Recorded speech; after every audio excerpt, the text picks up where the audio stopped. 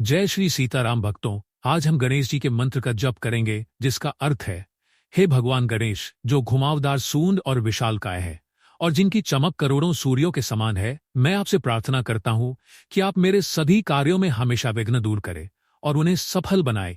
तो आइए सच्चे मन और श्रद्धा से विघ्नहर्ता सुखकर्ता श्री गणेश जी का ध्यान करते हुए, उनका स्मरण करते हुए इस मंत्र को 108 बार सुनते हैं। वक्रतुंड महाकाय सूर्यकोटि समप्रभ निर्विघ्नं कुरु मे देव सर्वकार्येषु सर्वदा। वक्रतुंड महाकाय सूर्यकोटि समप्रभ निर्विघ्नं कुरु मे देव सर्वकार्येषु सर्वदा। वक्रतुंड महाकाय सूर्यकोटि समप्रभ निर्विघ्नं कुरु मे देव सर्वकार्येषु सर्वदा। वक्रतुंड महाकाय सूर्यकोटि समप्रभ निर्विघ्नं कुरु मे देव सर्वकार्येषु सर्वदा। वक्रतुंड महाकाय सूर्यकोटि समप्रभ निर्विघ्नं कुरु मे देव सर्वकार्येषु सर्वदा। वक्रतुंड महाकाय सूर्यकोटि समप्रभ निर्विघ्नं कुरु मे देव सर्वकार्येषु सर्वदा। वक्रतुंड महाकाय सूर्यकोटि समप्रभ निर्विघ्नं कुरु मे देव सर्वकार्येषु सर्वदा। वक्रतुंड महाकाय सूर्यकोटि समप्रभ निर्विघ्नं कुरु मे देव सर्वकार्येषु सर्वदा। वक्रतुंड महाकाय सूर्यकोटि समप्रभ निर्विघ्नं कुरु मे देव सर्वकार्येषु सर्वदा। वक्रतुंड महाकाय सूर्यकोटि समप्रभ निर्विघ्नं कुरु मे देव सर्वकार्येषु सर्वदा। वक्रतुंड महाकाय सूर्यकोटि समप्रभ निर्विघ्नं कुरु मे देव सर्वकार्येषु सर्वदा। वक्रतुंड महाकाय सूर्यकोटि समप्रभ निर्विघ्नं कुरु मे देव सर्वकार्येषु सर्वदा। वक्रतुंड महाकाय सूर्यकोटि समप्रभ निर्विघ्नं कुरु मे देव सर्वकार्येषु सर्वदा। वक्रतुंड महाकाय सूर्यकोटि समप्रभ निर्विघ्नं कुरु मे देव सर्वकार्येषु सर्वदा।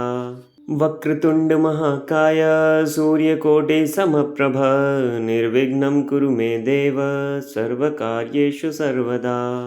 वक्रतुंड महाकाय सूर्यकोटि समप्रभ निर्विघ्नं कुरु मे देव सर्वकार्येषु सर्वदा। वक्रतुंड महाकाय सूर्यकोटि समप्रभ निर्विघ्नं कुरु मे देव सर्वकार्येषु सर्वदा। वक्रतुंड महाकाय सूर्यकोटि समप्रभ निर्विघ्नं कुरु मे देव सर्वकार्येषु सर्वदा। वक्रतुंड महाकाय सूर्यकोटि समप्रभ निर्विघ्नं कुरु मे देव सर्वकार्येषु सर्वदा। वक्रतुंड महाकाय सूर्यकोटि समप्रभ निर्विघ्नं कुरु मे देव सर्वकार्येषु सर्वदा। वक्रतुंड महाकाय सूर्यकोटि समप्रभ निर्विघ्नं कुरु मे देव सर्वकार्येषु सर्वदा। वक्रतुंड महाकाय सूर्यकोटि समप्रभ निर्विघ्नं कुरु मे देव सर्वकार्येषु सर्वदा। वक्रतुंड महाकाय सूर्यकोटि समप्रभ निर्विघ्नं कुरु मे देव सर्वकार्येषु सर्वदा। वक्रतुंड महाकाय सूर्यकोटि समप्रभ निर्विघ्नं कुरु मे देव सर्वकार्येषु सर्वदा।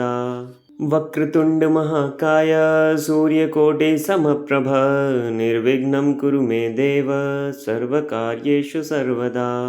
वक्रतुंड महाकाय सूर्यकोटि समप्रभ निर्विघ्नं कुरु मे देव सर्वकार्येषु सर्वदा। वक्रतुंड महाकाय सूर्यकोटि समप्रभ निर्विघ्नं कुरु मे देव सर्वकार्येषु सर्वदा। वक्रतुंड महाकाय सूर्यकोटि समप्रभ निर्विघ्नं कुरु मे देव सर्वकार्येषु सर्वदा। वक्रतुंड महाकाय सूर्यकोटि समप्रभ निर्विघ्नं कुरु मे देव सर्वकार्येषु सर्वदा। वक्रतुण्डमहाकाय सूर्यकोटिसमप्रभ निर्विघ्नं कुरु मे देव सर्वकार्येषु सर्वदा। वक्रतुण्डमहाकाय सूर्यकोटिसमप्रभ निर्विघ्नं कुरु मे देव सर्वकार्येषु सर्वदा। वक्रतुण्डमहाकाय सूर्यकोटिसमप्रभ निर्विघ्नं कुरु मे देव सर्वकार्येषु सर्वदा। वक्रतुण्डमहाकाय सूर्यकोटिसमप्रभ निर्विघ्नं कुरु मे देव सर्वकार्येषु सर्वदा। वक्रतुण्डमहाकाय सूर्यकोटिसमप्रभ निर्विघ्नं कुरु मे देव सर्वकार्येषु सर्वदा। वक्रतुण्डमहाकाय सूर्यकोटिसमप्रभ निर्विघ्नं कुरु मे देव सर्वकार्येषु सर्वदा। वक्रतुण्डमहाकाय सूर्यकोटिसमप्रभ निर्विघ्नं कुरु मे देव सर्वकार्येषु सर्वदा। वक्रतुण्डमहाकाय सूर्यकोटिसमप्रभ निर्विघ्नं कुरु मे देव सर्वकार्येषु सर्वदा।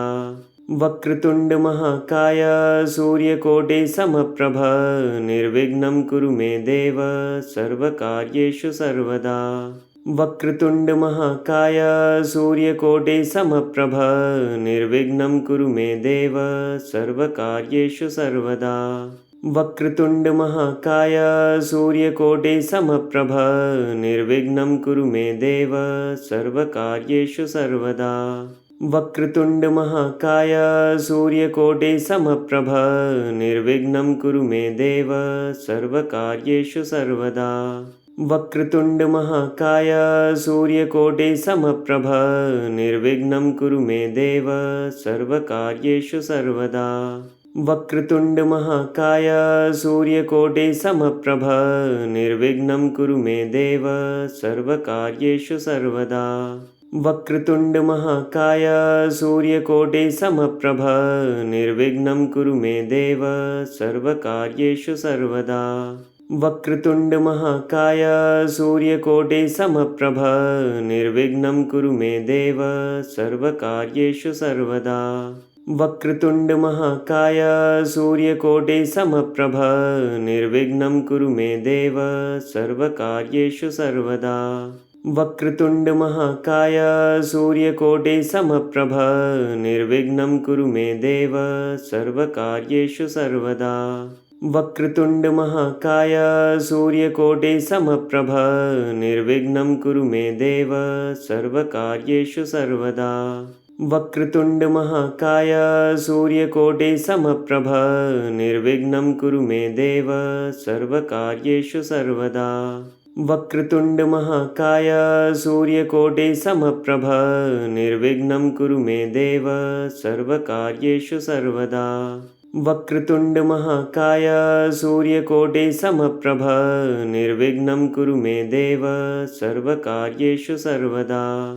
वक्रतुण्डमहाकाय सूर्यकोटिसमप्रभ निर्विघ्नं कुरु मे देव सर्वकार्येषु सर्वदा। वक्रतुण्डमहाकाय सूर्यकोटिसमप्रभ निर्विघ्नं कुरु मे देव सर्वकार्येषु सर्वदा। वक्रतुण्डमहाकाय सूर्यकोटिसमप्रभ निर्विघ्नं कुरु मे देव सर्वकार्येषु सर्वदा।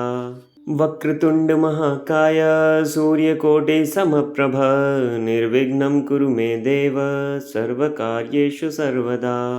वक्रतुण्डमहाकाय सूर्यकोटिसमप्रभ निर्विघ्नं कुरु मे देव सर्वकार्येषु सर्वदा। वक्रतुण्डमहाकाय सूर्यकोटिसमप्रभ निर्विघ्नं कुरु मे देव सर्वकार्येषु सर्वदा। वक्रतुण्डमहाकाय सूर्यकोटिसमप्रभ निर्विघ्नं कुरु मे देव सर्वकार्येषु सर्वदा। वक्रतुण्डमहाकाय सूर्यकोटिसमप्रभ निर्विघ्नं कुरु मे देव सर्वकार्येषु सर्वदा। वक्रतुण्डमहाकाय सूर्यकोटिसमप्रभ निर्विघ्नं कुरु मे देव सर्वकार्येषु सर्वदा। वक्रतुण्डमहाकाय सूर्यकोटिसमप्रभ निर्विघ्नं कुरु मे देव सर्वकार्येषु सर्वदा। वक्रतुण्डमहाकाय सूर्यकोटिसमप्रभ निर्विघ्नं कुरु मे देव सर्वकार्येषु सर्वदा। वक्रतुण्डमहाकाय सूर्यकोटिसमप्रभ निर्विघ्नं कुरु मे देव सर्वकार्येषु सर्वदा। वक्रतुण्डमहाकाय सूर्यकोटिसमप्रभ निर्विघ्नं कुरु मे देव सर्वकार्येषु सर्वदा। वक्रतुण्डमहाकाय सूर्यकोटिसमप्रभ निर्विघ्नं कुरु मे देव सर्वकार्येषु सर्वदा। वक्रतुण्डमहाकाय सूर्यकोटिसमप्रभ निर्विघ्नं कुरु मे देव सर्वकार्येषु सर्वदा। वक्रतुण्डमहाकाय सूर्यकोटिसमप्रभ निर्विघ्नं कुरु मे देव सर्वकार्येषु सर्वदा। वक्रतुण्डमहाकाय सूर्यकोटिसमप्रभ निर्विघ्नं कुरु मे देव सर्वकार्येषु सर्वदा। वक्रतुण्डमहाकाय सूर्यकोटिसमप्रभ निर्विघ्नं कुरु मे देव सर्वकार्येषु सर्वदा। वक्रतुण्डमहाकाय सूर्यकोटिसमप्रभ निर्विघ्नं कुरु मे देव सर्वकार्येषु सर्वदा। वक्रतुण्डमहाकाय सूर्यकोटिसमप्रभ निर्विघ्नं कुरु मे देव सर्वकार्येषु सर्वदा। वक्रतुण्डमहाकाय सूर्यकोटिसमप्रभ निर्विघ्नं कुरु मे देव सर्वकार्येषु सर्वदा। वक्रतुण्डमहाकाय सूर्यकोटिसमप्रभ निर्विघ्नं कुरु मे देव सर्वकार्येषु सर्वदा। वक्रतुण्डमहाकाय सूर्यकोटिसमप्रभ निर्विघ्नं कुरु मे देव सर्वकार्येषु सर्वदा। वक्रतुण्डमहाकाय सूर्यकोटिसमप्रभ निर्विघ्नं कुरु मे देव सर्वकार्येषु सर्वदा। वक्रतुण्डमहाकाय सूर्यकोटिसमप्रभ निर्विघ्नं कुरु मे देव सर्वकार्येषु सर्वदा। वक्रतुण्डमहाकाय सूर्यकोटिसमप्रभ निर्विघ्नं कुरु मे देव सर्वकार्येषु सर्वदा। वक्रतुण्डमहाकाय सूर्यकोटिसमप्रभ निर्विघ्नं कुरु मे देव सर्वकार्येषु सर्वदा।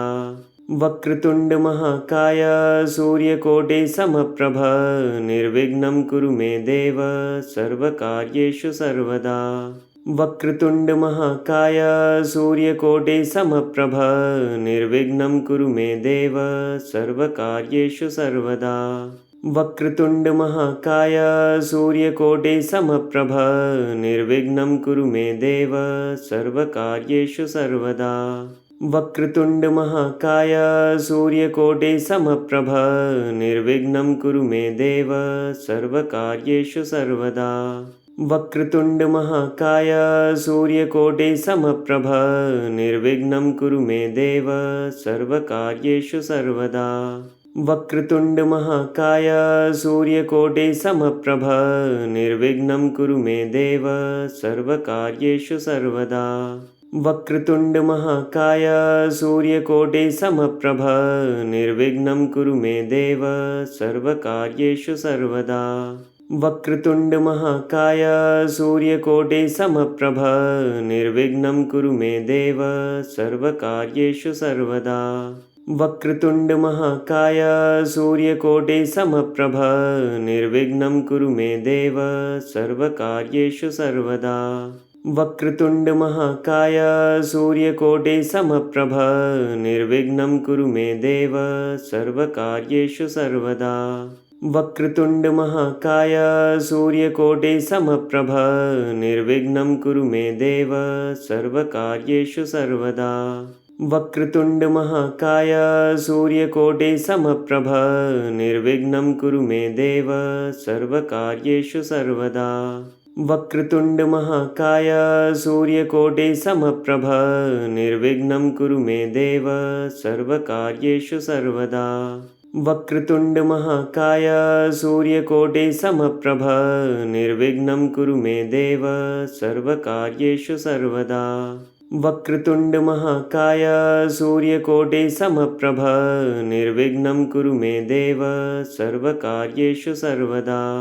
वक्रतुण्डमहाकाय सूर्यकोटिसमप्रभ निर्विघ्नं कुरु मे देव सर्वकार्येषु सर्वदा। वक्रतुण्डमहाकाय सूर्यकोटिसमप्रभ निर्विघ्नं कुरु मे देव सर्वकार्येषु सर्वदा। वक्रतुण्डमहाकाय सूर्यकोटिसमप्रभ निर्विघ्नं कुरु मे देव सर्वकार्येषु सर्वदा। वक्रतुण्डमहाकाय सूर्यकोटिसमप्रभ निर्विघ्नं कुरु मे देव सर्वकार्येषु सर्वदा। वक्रतुण्डमहाकाय सूर्यकोटिसमप्रभ निर्विघ्नं कुरु मे देव सर्वकार्येषु सर्वदा। वक्रतुण्डमहाकाय सूर्यकोटिसमप्रभ निर्विघ्नं कुरु मे देव सर्वकार्येषु सर्वदा। वक्रतुण्डमहाकाय सूर्यकोटिसमप्रभ निर्विघ्नं कुरु मे देव सर्वकार्येषु सर्वदा। वक्रतुण्डमहाकाय सूर्यकोटिसमप्रभ निर्विघ्नं कुरु मे देव सर्वकार्येषु सर्वदा। वक्रतुण्डमहाकाय सूर्यकोटिसमप्रभ निर्विघ्नं कुरु मे देव सर्वकार्येषु सर्वदा। वक्रतुण्डमहाकाय सूर्यकोटिसमप्रभ निर्विघ्नं कुरु मे देव सर्वकार्येषु सर्वदा। वक्रतुण्डमहाकाय सूर्यकोटिसमप्रभ निर्विघ्नं कुरु मे देव सर्वकार्येषु सर्वदा। वक्रतुण्डमहाकाय सूर्यकोटिसमप्रभ निर्विघ्नं कुरु मे देव सर्वकार्येषु सर्वदा। वक्रतुण्डमहाकाय सूर्यकोटिसमप्रभ निर्विघ्नं कुरु मे देव सर्वकार्येषु सर्वदा। वक्रतुण्डमहाकाय सूर्यकोटिसमप्रभ निर्विघ्नं कुरु मे देव सर्वकार्येषु सर्वदा।